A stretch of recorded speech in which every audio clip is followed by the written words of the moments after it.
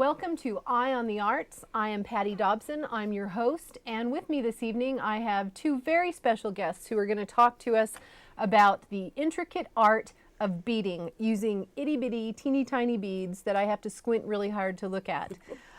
We have Fran Ballore and Wayne Head. Both are very talented bead artists.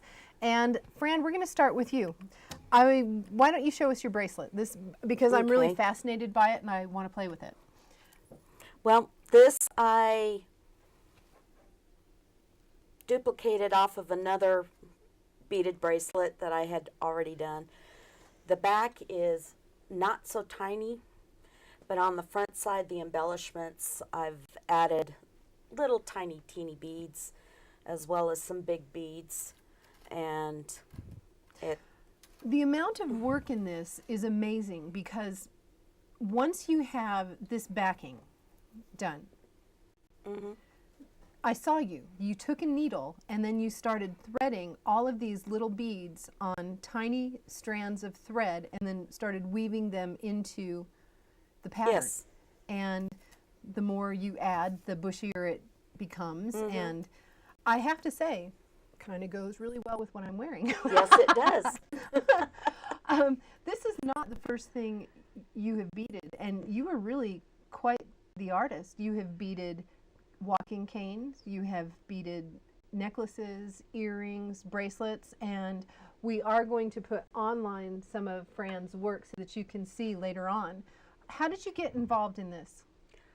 I believe I was in the first or second grade. Because of Daddy's job, we lived on the Fort Apache Indian Reservation in Arizona.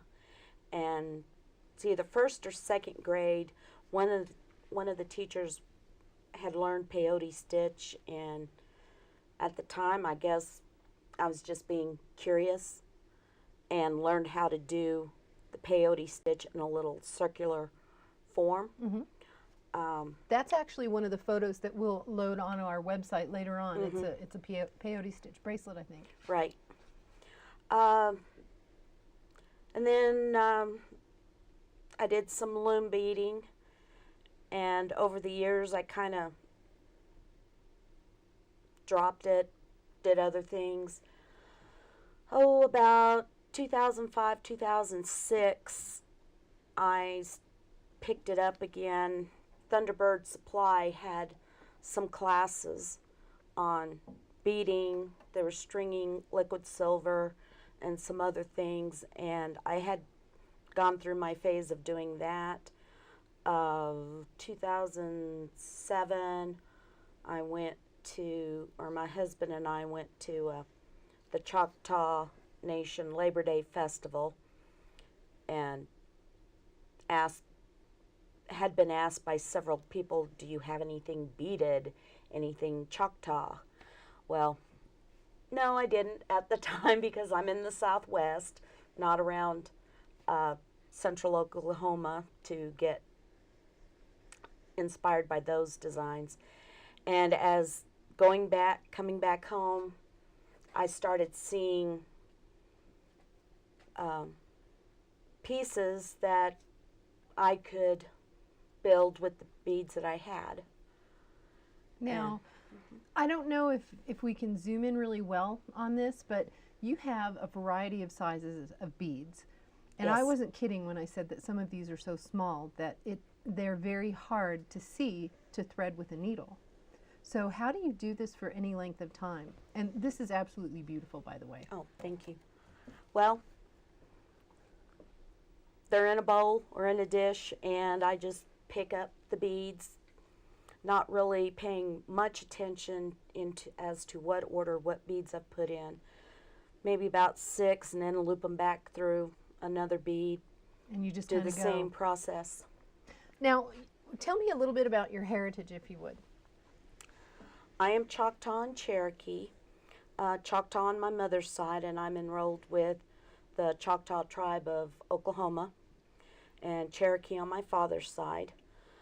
Some of the beading, the loom beading, Mom worked with me on when I was little. And I think that was about all that she really did.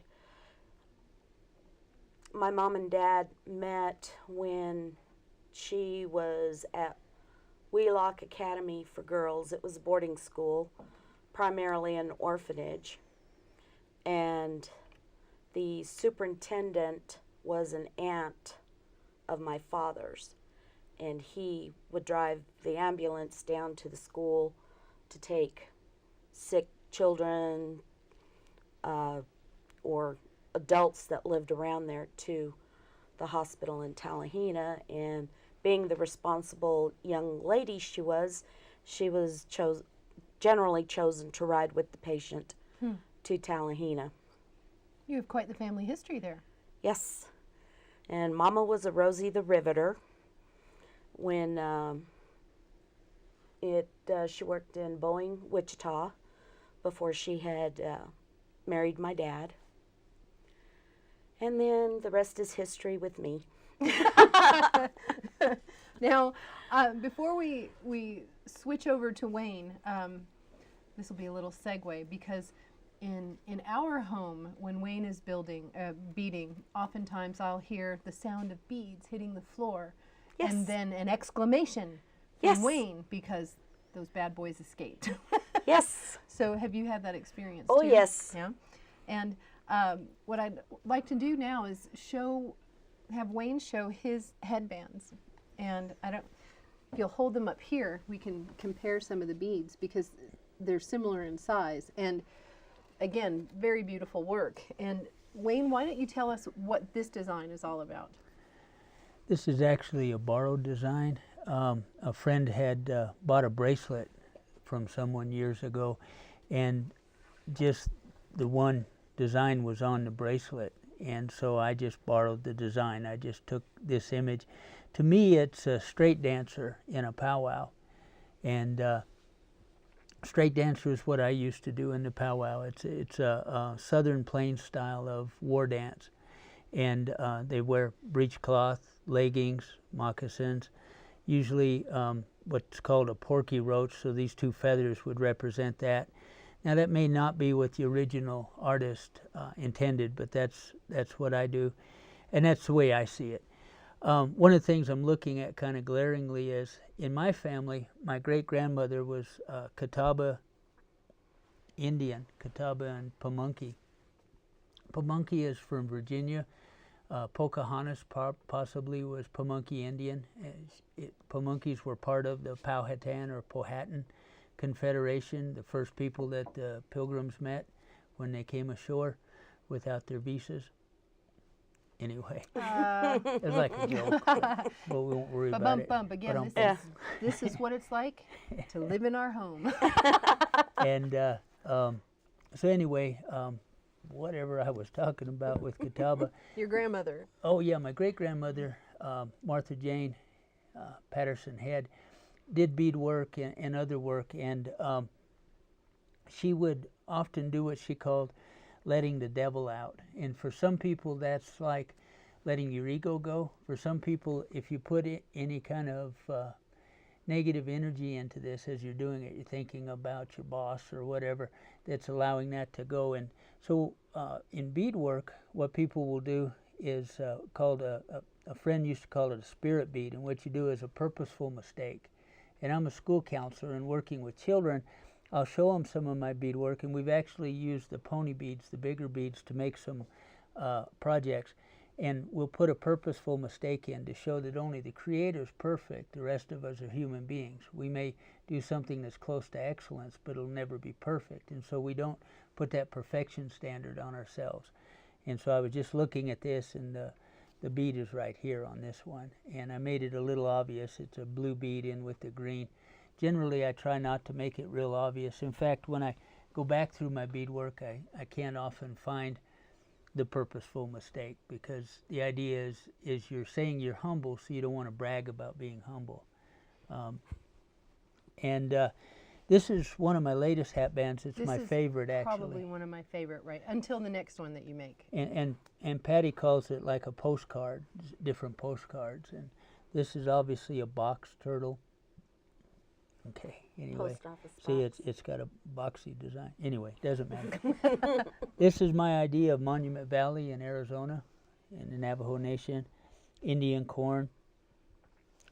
This has some particular meaning for me. My mother died of pancreatic cancer 8 years ago, and the last week of her life, or last 2 weeks, to keep myself busy as we were tending to her, she died at home. I did beadwork. I did seven hat bands for relatives and friends, and the last one I did had the word courage on it, and it was the last week of her life. And I didn't bring that particular one, but in recreating this, I put the word courage here, and I have 2 hearts, and then I have an arrow just showing courage. And the 2 hearts, 1 heart is for my wife, and 1 heart's for my mother. This is Native America, and I got this design after 9/11, just right after 9/11, the tragedy that we went through as a nation. A business called Native Threads came out with a T-shirt design that had this design on it. It was a feather with the flag on it coming down, and under it said, "United we stand." And the other thing this represents for me is the fact that Native Americans are overrepresented in the armed forces, and that includes in my family. I have a nephew right now in Japan in the Marine Corps. This is one of my 2 tribes, the Catawba tribe, and this little V here, this triangle, is a symbol of the sun. On Catawba pottery, around the lid, they'll have the V's coming down, and that's sun rays all the way around. The other design is a Catawba feather, and that's also seen on the pottery. And I've been told that these colors that I'm using here, red, black, and white, are Catawba colors. They've been used. This is an homage to my wife. She loves giraffes. And so I've got the mother giraffe here, the leg, and then the baby giraffe laying in the grass. That's not at all why it's my favorite. Yeah. How did you get into beading? My nephew, who's the Marine, who's 20 years old, when he was about 7, he wanted a hat band. And he was a little cowboy. He had the spurs, everything, the hat, the spurs. And he said, "Uncle Wayne, make me a hat band." So I made a hat band with pony beads, 3 strands. No, that's not what I want. So I went to a cousin of mine, she's a second cousin, and her mother learned to bead at Haskell Indian Boarding School back in the 40s. And so she taught me quickly how to bead, and so I made Matthew a hat band. And I think overall I've made him 5 or so. But I started using the smaller beads. Now the beads that I use, for some beaders, is actually considered large beads. In the seed bead world, that's what these are called, the small ones. What size are those compared to what Fran is working with? These are, if I don't know if you can see this, this middle one are 10s, and it kind of jumps up here a little bit. It makes a little rise in the design. The rest of them are 11s. The larger the number, the smaller the bead. Now, what are you working with? Well, on this size, or this side of the bracelet, I believe that those are size 6s. These are the only beads, by the way, that I could see to thread. When you turn over here, They'll go anywhere from a 12 to larger size, 12 down to a 6. now, where do you each, or one of you or both of you, where does this inspiration come from? When you just sit down, things pop into your head, or do the colors speak to you, or do you have a purpose? How do you get your ideas for the art that you create? I usually see something that I'll think, oh, I think I can probably make that or make something like it. The original bracelet I actually had was part of a kit, but that kit, those beads were not necessarily sparkly. So they were opaque. So you needed some bling. Yes, Yeah. these are bling beads. shiny, sparkly, the clear silver-ish beads, and it just stands out. Okay. And what about you, Wayne? It, it depends on who I'm making it for and what I'm doing, but the story on that is when I first started beading, the fella that I was hanging out with, learning some native things from, was a Dakota Sioux fella, Lou Harmonson. And so a lot of his beadwork and the designs of the people that helped me later after my cousin taught me how to bead, and they were showing me different designs and patterns, were mostly the Northern Plains tribes. So I was doing Sioux work or Cheyenne styles. And a friend of mine, we pretty much determined he's probably part Crow Indian from Montana. And he was in a restaurant one night, and a Navajo man came up to him, a big guy, and he was wearing a hatband that I had made of Plains design, more of the Sioux design, more rectangles and geometric designs. And he came up to him and he said to Randy, he said, "Are you Indian?" And Randy said, "Yes, I am." And the guy turned around to the table of his friends and yelled, "I told you only an Indian would wear that hatband." And In a good way, or in a good way, okay. yeah. And so Randy, the guy asked Randy where he got it, and he said, "Well, a friend of mine originally from Farmington, New Mexico, which is near Navajo country, he said, this friend of mine made this." And he said, "Well, that's not Navajo." And he said, "No, it's more Sioux design." Well, anyway, long story short, I started thinking that my taking those designs without really understanding their significance or what they meant was sort of similar to what's happened to Native people since the Europeans have come ashore. And that's taking of things, taking of traditions, taking of language, the boarding school experiences, and so on. And so I decided that I would try to do more representational designs. Now, I did borrow this design, and I admit that, but the rest of these are more either just my fancy, just thoughts that I have, like the turtle and the Indian corn and so on. The tie-dye heart. The tie-dye heart. But one of the designs that I did after I had this epiphany, this decision to make more either my tribal designs or designs that weren't taking from another tribe, I came up with this Catawba design. And some of the design elements on this are on Catawba pottery. And that would be the feather design here, the V. This cross with the red in between represents the I'm trying to remember what it's called, but it's a fire that goes on that they use at green corn dances and so on. You keep it going, and the sacred fire. I'm sorry, I blanked out. This design with the red oval with a slash through it, my 6 times back great grandfather, or 7 times great back grandfather, was a famous Catawba chief named Chief Hagler, and he would sign all his treaties with what was called a barred oval, and so this is representing Chief Hagler. And then the wording in the front is Naya Iswant, which is the Catawba word for the Catawba people, which means the people of the river. And so this was one of the first designs that I did, and I do this little, I call it like a blanket fringe, these little rows in the back. And the only one that does that, it doesn't have any significance for anyone but me, but it's kind of like signing the work in a way. And to me, it's like finishing up a blanket. These are almost like quilts to me in that sense.